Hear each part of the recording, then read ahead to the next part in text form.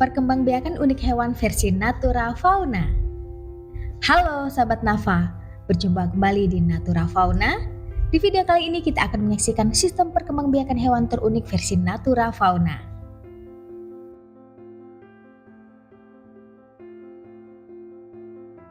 Berkembang biak adalah sistem alami yang terdapat dalam tiap-tiap organisme biologis yang ada di dunia ini untuk melanjutkan keturunannya.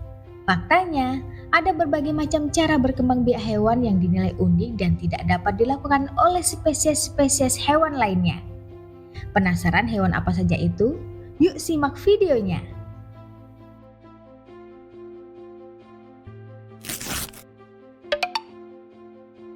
Ular. Ular adalah binatang yang banyak ditakuti orang. Sebagian jenis ular sangat berbisa dan berbahaya. Ada juga jenis ular yang sangat kuat dan besar yang dapat melilit mangsanya hingga tak berdaya. Maka, tidak heran jika hewan melata ini dianggap sangat mengerikan. Sebagian besar ular berkembang biak dengan cara bertelur, yaitu hampir 70% dari seluruh jenis ular yang ada. Ular biasanya bertelur di dalam batang pohon yang sudah hancur, di dalam tanah dan tempat-tempat hangat lainnya. Tidak seperti mamalia lainnya, induk ular tidak pernah merawat bayinya. Bayi-bayi ular harus bisa bertahan hidup tanpa bantuan dari induknya. Pernahkah kalian melihat bagaimana proses menetasnya telur-telur ular?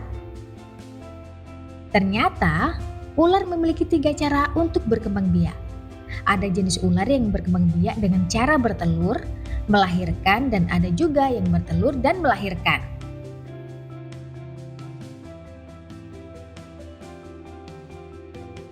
Ular yang berkembang biak dengan cara bertelur dan melahirkan maksudnya, ular-ular tersebut bertelur namun telur tersebut tidak dikeluarkan tapi ditahan di dalam tubuh induk ular hingga menetas. Setelah menetas, barulah dikeluarkan induknya dalam bentuk bayi ular.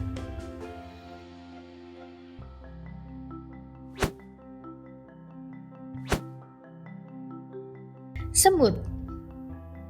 Ada yang unik dari sistem reproduksi semut, sebab hanya satu jenis semut yang dapat mengalami proses reproduksi, yaitu ratu semut. Umumnya, ratu semut mencari tempat nyaman buat membangun sarang baru serta meletakkan telur-telurnya. Ratu semut bertelur sebanyak 100.000 hingga 300.000 telur dalam sebagian hari. Setelah melakukan proses reproduksi, ratu semut akan mengeluarkan 2 jenis telur. Pertama, telur dibuahi yang akan bertumbuh menjadi semut betina, dan telur tidak dibuahi yang akan menjadi semut jantan. Setelah bertelur, semut-semut pekerja akan mengerami dan memelihara sarang telur semut. Telur semut berbentuk lonjong, berwarna putih transparan, dan berukuran kecil, hanya membutuhkan waktu sekitar 7 hingga 14 hari untuk dapat menetas menjadi larva.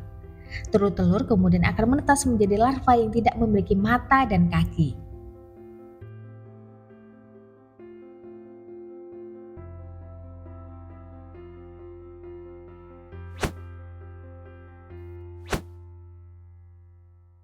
Platypus.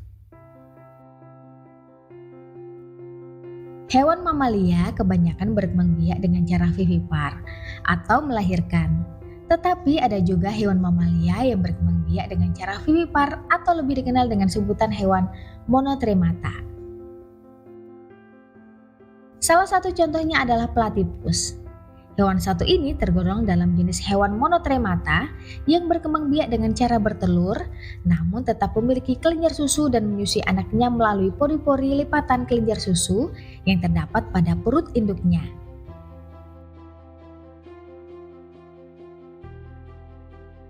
Platypus berkembang biak dengan cara bertelur. Walaupun mereka menyusui anak-anaknya seperti mamalia pada umumnya, selain cara berkembang biaknya yang unik, bentuk tubuh hewan ini juga sangat khas. Platypus betina mengalami masa kehamilan selama 21 hari. Platypus akan bertelur dalam periode 3 hari dan mengerami telur-telurnya selama 10 hari hingga menetas. Setelah telur-telur tersebut menetas, betina platypus menyusui bayi-bayinya selama 3-4 bulan hingga mereka dapat berenang sendiri untuk mencari makan. Biasanya, hewan ini akan mencari makan pada malam hari di daratan. Makanan utama mereka adalah serangga, larva, kerang, dan cacing-cacing lumpur.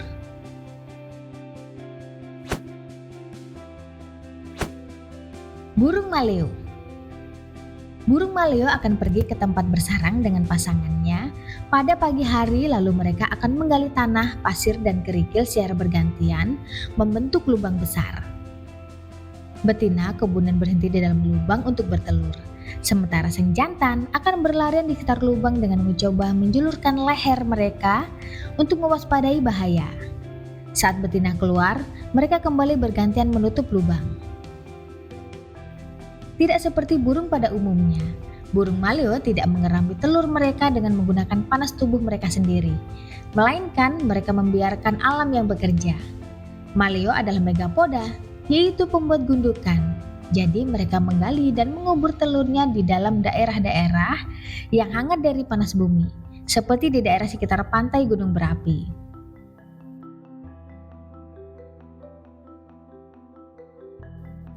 Telur maleo harus menunggu kurang lebih 80 hari untuk bisa menetas. Proses tersebut cukup lama.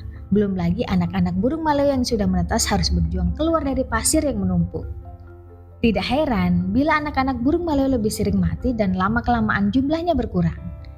Namun setelah keluar dari telur dan tumpukan pasir sendirian, anak-anak burung maleo secara naluriah akan mencari tempat bersembunyi di hutan dan mencari makanannya sendiri.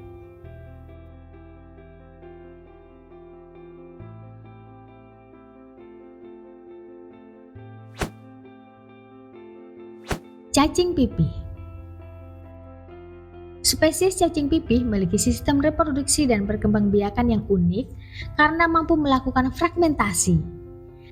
Hal ini berkaitan dengan sifat dasar dari cacing pipih itu sendiri yang masuk dalam golongan hermafrodit, di mana spesies tunggalnya memiliki komponen reproduksi jantan sekaligus betina. Fragmentasi pada cacing pipih lebih mirip cloning, karena pada dasarnya mereka bisa membelah diri dan menjadikan belahan tubuhnya itu menjadi organisme cacing pipih yang baru. Namun, selain itu, cacing pipih juga bisa berkembang biak dengan melibatkan cara seksual antara jantan dan betina, di mana betina akan menghasilkan telur.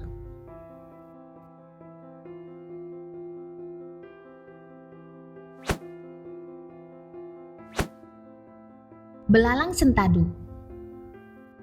Di antara semua spesies hewan yang ada di dunia ini, mungkin belalang sentadu atau belalang sembah menjadi salah satu spesies dengan cara berkembang biak yang cukup mengerikan. Selama atau sesudah proses perkawinan, belalang sembah betina akan memakan kepala belalang jantan hidup-hidup. Hal ini bukan tanpa alasan. Perilaku ini dilakukan justru untuk menyelamatkan keberlangsungan keturunan mereka. Pasalnya, induk betina akan membutuhkan banyak nutrisi selama mengandung telur-telurnya. Namun, rupanya tidak semua belalang sembah melakukan hal ini. Biasanya, cara-cara tersebut dilakukan agar mereka mampu melewati seleksi alam dengan baik.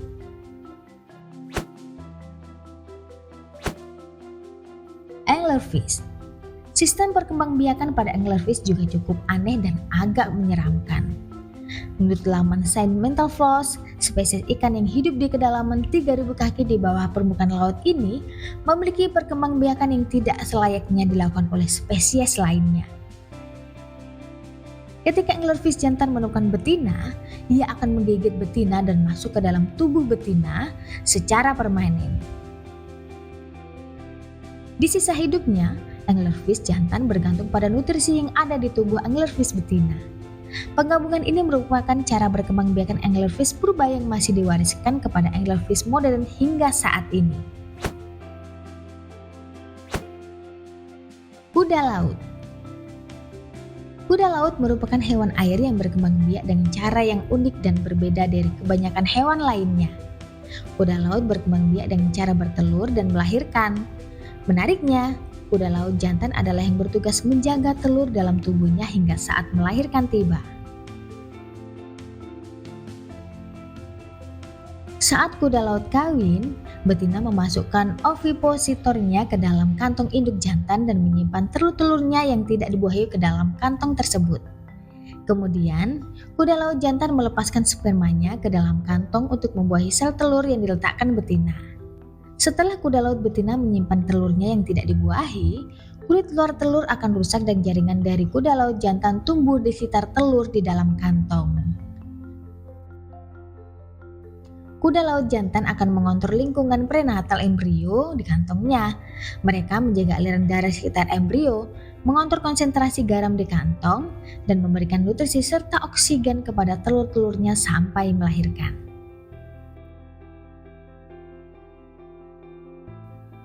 Kuda laut jantan yang ramping dengan kantong yang besarnya hanya 1,5 sendok makan dapat menghasilkan 1.572 bayi kuda laut. Tak lama setelah pejantan melahirkan bayi-bayi kuda laut, betina sudah menyiapkan telurnya dan mereka segera mengulang perkawinan. Oh ya, pada saat melepaskan telur-telurnya itu, kuda laut jantan juga akan mengalami kontraksi, sebuah kejadian langka yang dihasilkan melalui evolusi sejak zaman purba. Komodo. Komodo merupakan spesies terbesar dari famili Varanidae, sekaligus dijuluki biawak besar dengan kisaran rata-rata panjang 2-3 meter dan beratnya bisa mencapai 100 kg. Bisa dikatakan bahwa komodo merupakan satu-satunya spesies kadal terbesar yang masih ada di bumi hingga saat ini. Dengan beberapa kemampuannya yang unik, komodo sanggup menjadi penyintas di alam liar dan melangsungkan kehidupannya dari generasi ke generasi. Nah, salah satu andalan komodo untuk selamat di alam adalah cara mereka dalam berkembang biak.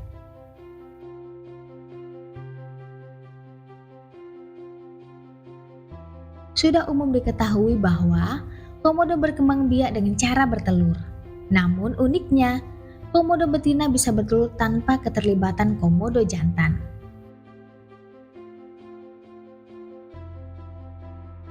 Sistem pada perkembangbiakan komodo tanpa melibatkan jantan disebut sebagai parthenogenesis. Ya, cara aseksual seperti ini sudah dilakukan komodo sejak zaman purba.